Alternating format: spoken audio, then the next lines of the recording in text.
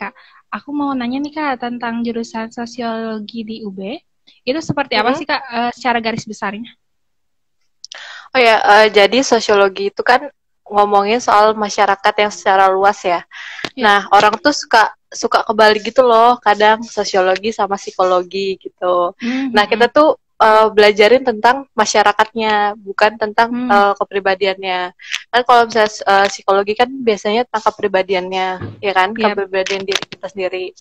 Nah, Hmm, sosiologi itu lebih ke masyarakat dan mungkin teman-teman juga yang dari IPS udah tahu gitu ya beberapa teori-teori tentang sosiologi kayak Karl hmm, Marx, terus Durkheim, Max Weber dan lain-lainnya itu. Nah, di kuliahan juga itu kita belajarin tentang teori-teori hmm. itu, tapi dia tuh lebih mendalam lagi gitu, lebih detail dan Oke. juga ada teori-teori lagi yang lainnya kayak misalkan di sosiologi itu dia ada tahapan teori. Jadi pertama Hmm, itu kita masuk ke teori sosiologi klasik dulu yang tiga nabi sosiologi itu. hmm, Kemudian di tahap selanjutnya itu ada teori sosiologi modern. Nah, sosiologi modern ini dia ngebahas tentang teori kayak Jürgen Habermas, terus hmm, apa namanya Kuhlman gitu-gitu. Nah, yang terakhir itu tingkatannya ada teori sosiologi postmodern. Nah, itu hmm, tuh hmm. lebih ke uh, apa ya kayak penemu-penemu yang benar-benar kritis kayak Derrida, terus Michael Foucault gitu. Lebih kayak gitu juga. Dan di sosiologi itu juga bukan cuma ngebahas tentang teori-teorinya aja, tapi kita juga Hmm, belajar tentang kayak sudut pandang agama dari hmm. perspektifnya sosiologi kayak gimana. Terus tentang hukum dari perspektifnya sosiologi gimana. Dan kita juga belajar apa ya uh, dasar-dasarnya dari filsafat. Nah, kita juga belajar itu, Oke. filsafat juga belajar kayak gitu. Oke, jadi kajiannya tuh lebih luas dan lebih mendalam tentunya ya dari yang dipelajari waktu SMA gitu ya Kak ya? Mhm. Oke Kak, kalau kita balik lagi ke 2016 gitu ya, apa sih yang jadi alasan Kakak dulu milih jurusan ini? Awalnya tuh karena emang aku kan suka banget ya sama sosiologi. Dari waktu SMA tuh emang aku udah suka banget sama pelajaran sosiologi. Makanya aku pengen lebih mendalami lagi sosiologi itu Hmm, seperti apa, kayak gitu sih. oke, jadi Lebih. dulunya suka gitu ya sama sosiologi ya? Mm-mm, mm-mm, kayak gitu. Oke, oke Kak, untuk teman-teman yang misalnya punya pertanyaan, boleh banget tinggal komen, nanti pertanyaannya akan aku bacakan ke Kak Belindanya. Oke, selanjutnya nih Kak, tentang mata kuliah nih di UB sendiri, sosiologi UB ini mata kuliahnya apa aja? Kalau di sosiologi UB mata kuliahnya banyak sih, tapi Hmm, kita lebih kebanyakan praktikum. Jadi memang hmm, dari semester satu itu kita udah dibiasakan buat melihat fenomena gitu. hmm, Nah, hmm. nanti kayak ada tahapannya. Yang pertama tuh kita sosiologi academic skill. Nanti belajar tentang gimana skill-skill kita melihat fenomena, gimana kita menganalisis datanya. Nah, nanti Hmm, semester berikutnya lebih mendalam lagi kayak kita belajar tentang metode kualitatif, hmm, kuantitatif gitu. Lebih banyak oke, penelitiannya sih, hampir setiap semester oke. gitu. Jadi kayak observasi gitu dulu kali ya kak ya awalnya.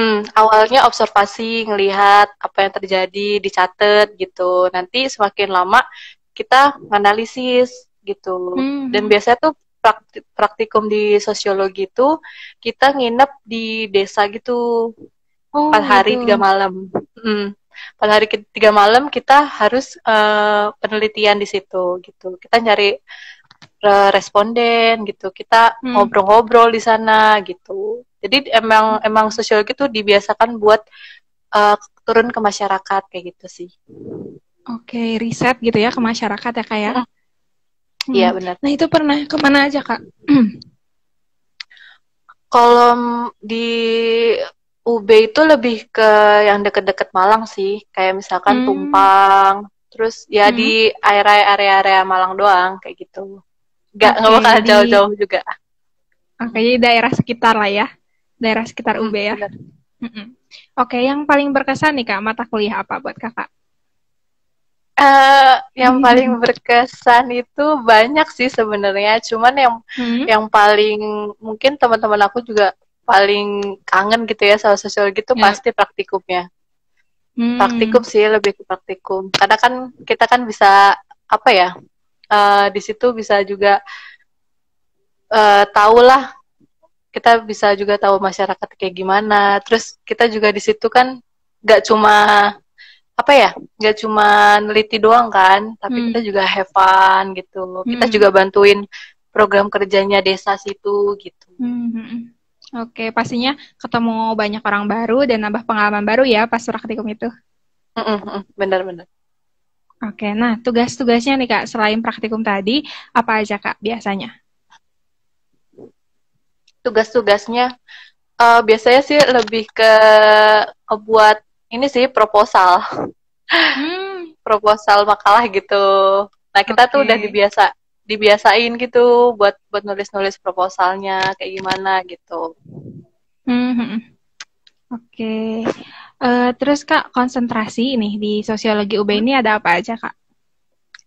Kalau di sosiologi UB tuh ada 2. Dia ada pembangunan sama lingkungan. Nah, biasanya kalau lingkungan itu dia ngebahas tentang kayak masyarakat bencana kayak gitu. Nah, kalau misalkan yang pembangunan tuh banyak kayak misalkan CSR, terus pengembangan komunitas gitu, lebih luas lagi gitu sih. Oke. Itu dipilihnya di semester berapa Kak? Itu dipilihnya di semester 4. Oh, salah. Tapi sekarang kayaknya udah nggak ada konsentrasi kayak gitu lagi. Soalnya dicampur dijadiin satu gitu.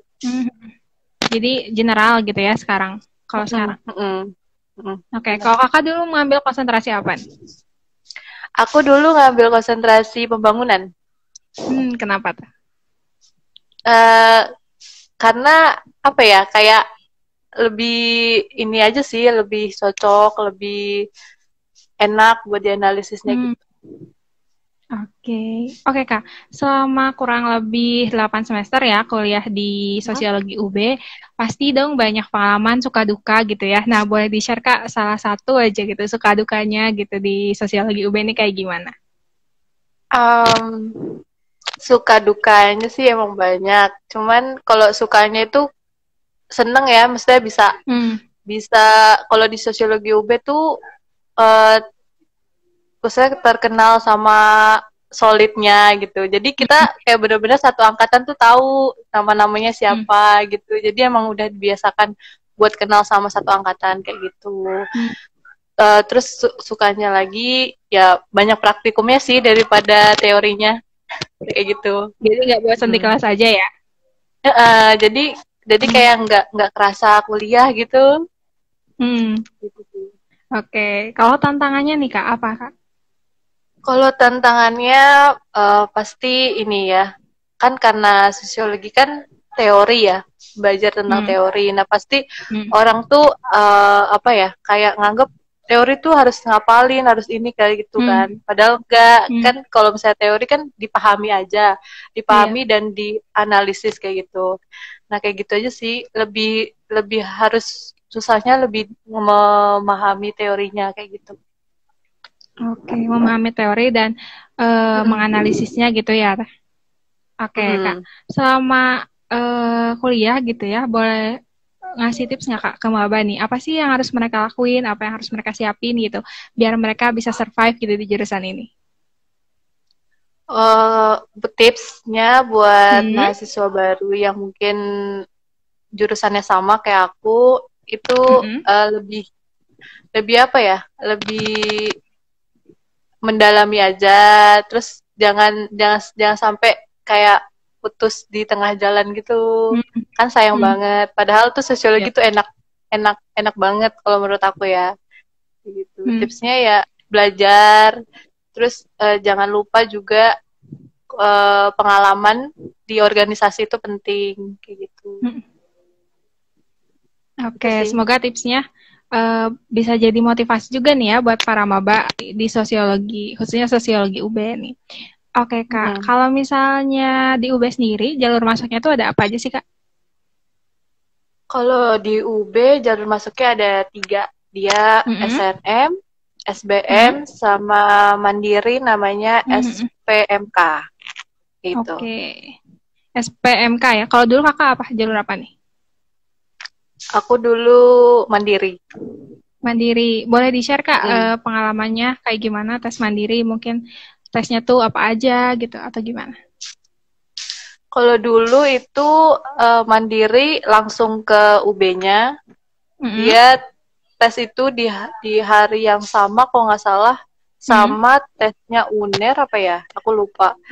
Nah, kayak gitu. Terus kita tuh belajar sama sih kayak SBMPTN, kayak TPA, terus sejarah IPS gitu-gitu. Hampir-hampir sama sih. Oke, jadi tesnya sama gitu ya, hampir sama yang SBM atau UTBK ya sekarang? Iya, iya benar. Kalau infonya bisa diakses di mana Kak? Kalau infonya bisa diakses di univ_Brawijaya. Oke, di situ pasti terpusat ya semuanya. Benar. Nah, kalau seangkatannya itu ada berapa orang Kak? Seangkatan itu belum tentu sih, belum tentu. Tergantung kuota masuknya kayak gitu. Kalau di angkatan Kakak misalnya? Aku satu kelas itu ada berapa ya? 40 berapa gitu. Nah, kelas aku tuh cuma ada 3. Oke. 3 kelas. Jadi ada 3 kelas, 1 angkatan ya, kalau angkatan 2016 ya, sosiologi UB. Oke. Nah ini Kak, banyak ditanyain juga nih tentang prospek kerja sama alumni itu biasanya kerja di mana sih Kak? Kalau prospek kerja biasanya di UB tuh alumni ya banyak sih macam-macam, nggak harus di apa ya di bidang sosial aja kayak gitu. Kayak misalkan ada yang di apa sih itu yang korupsi itu, nah itu juga lembaga korupsi juga ada di situ. Terus peneliti banyak pokoknya. Pokoknya nggak bisa ya? Jadi dosen juga bisa, asdos gitu. Oke, jadi memang luas juga ya lingkupnya untuk prospek kerja dari sosiologi ini Kak. Oke, pertanyaan terakhir nih Kak dari aku tentang rencana dan harapan ke depannya nih Kak. Kayak gimana nih? Kalau aku rencananya ya semoga bisa cepat-cepat dapat kerjaan. Terus harapan buat siapa nih? Buat Kakak. Harapan ke depannya seperti apa? Tadi sih mudah-mudahan bisa dapat kerjaan, terus bisa bermanfaat lah ilmu yang aku sharing atau yang aku kasih gitu buat teman-teman. Amin. Amin, semoga terwujud ya Kak ya. Ya, amin. Oke Kak, ini ada pertanyaan nih. Mana ya tadi di atas?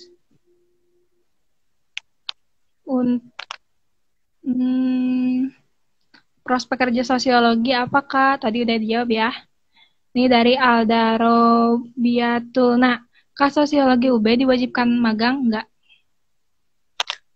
Itu ya. Kalau di sosiologi UB itu bisa milih antara magang sama KKN. Nah, biasanya tuh kalau magang itu kurang lebih 45 hari. 45 hari kerja. Terus kalau misalkan KKN itu tergantung di desanya. Kayak biasanya tuh kurang lebih 2 bulan apa 3 bulan gitu. Kayak gitu sih. Bisa milih. Kalau kakaknya apa nih? KKN atau magang waktu itu? Aku kemarin magang. Magang. Di mana sih, Kak? Di mana biasanya tuh, Kak? Tergantung sih. Aku kemarin itu di PT Pembangunan Jaya Ancol di CSR-nya. Kalau yang lain, misalnya ke teman-teman yang lain, biasanya di perusahaan apa aja, Kak? Banyak, ada yang di Trans Hmm. TV, ada yang di eh, apa namanya DPRD kayak gitu. Kebanyakan sih Oke, emang kayak kementerian-kementerian, terus pokoknya yang lingkupnya emang sosial gitu. oke. Banyak ya, berarti dari situ kelihatan juga prospek kerjanya ya. Ya, Oke nih Kak, sebelum kita menutup live hari ini, mungkin ada closing statement dari Kakak atau informasi tambahan gitu Kak, boleh? oh ya tadi itu yang nanya tentang apa? Tes, Informasi itu informasi tentang UB atau mana Kak? yang akses informasi itu Akses informasi, iya, yang buat UB apa yang buat Brawijaya? Buat sosiologi. buat sosiologi. Nama UB-nya Oh, boleh Kak, dua-duanya aja. tadi yang UB ya, yang Unif Hmm, underscore Brawijaya itu buat UB. Terus buat sosiologi itu sosiologi Brawijaya. hmm, oke, Itu bisa diakses di situ. oke. Nah Kak, barangkali ada informasi tambahan dari kakaknya? Ini aja sih kayak kasih wejangan aja. Boleh. Buat teman-teman yang mungkin udah masuk di sosiologi UB, nikmatin aja ke depannya gimana. Karena pasti awal-awalnya tuh ngerasa capek, kayak Hmm, pusing gitu kan, berat sama teori. Tapi lama-kelamaan juga enak gitu, karena kita gak cuma belajar tentang itu aja, tapi kita belajarnya luas banget. Kayak gitu. oke, dinikmati aja ya intinya ya. Hmm, jadi nikmati Mm-mm. aja dan disyukuri. Iya. Oke, makasih nih Kak Belinda udah mau sharing dengan kita tentang perkuliahannya di Sosiologi UB. Semoga sukses terus ya Kak ya ke depannya. Amin. Oke, terima kasih. Oh ya, untuk misalnya teman-teman kalau misalnya ada yang mau nanya, boleh DM Kakak nggak nih? Boleh banget terbuka ya. Boleh. Oke, Mm-mm. kalau misalnya teman-teman mau nanya nih lebih lanjut tentang Sosiologi UB, boleh banget tinggal DM ke @belinda sana. Oke, terima kasih ya Kak. Sekali lagi. Sama-sama.